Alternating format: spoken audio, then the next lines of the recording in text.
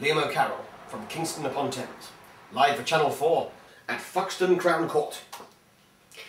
On day 3 of the case of Crown versus Andrewson, the jury heard the unmistakable sound of a person breaking wind.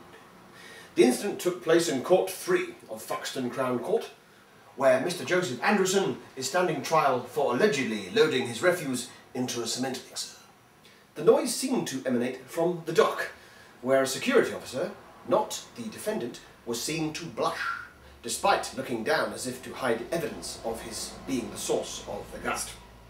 At this moment, the presiding judge, and not the absent-minded judge who chose this moment to enter the wrong courtroom, paused in his speech to glance inquiringly at the dock officer. Judge Smelcroft then said, quote, "I don't know what that noise was, but I didn't like it," unquote, and then resumed his address to the jury.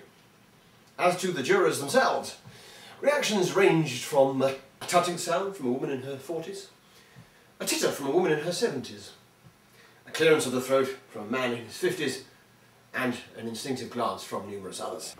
In the public gallery, which was largely empty, the case not being a particular cause célèbre, the reaction was perhaps more muted, consisting only of stifled cackles from a blind man in his 30s and an American of similar age. However, the loudest expression of mirth at the sound came arguably from the absent-minded judge, who at this stage still hovered uncertainly in the doorway to the judge's quarters. In his impromptu summing up, Judge Smelcroft avoided citing the dock officer for contempt of court, chiefly because the latter's manifest embarrassment acted as sufficient punishment.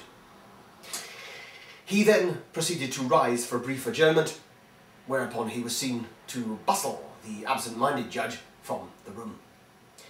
The case continues. Liam O'Carroll, Fuxton Crown Court.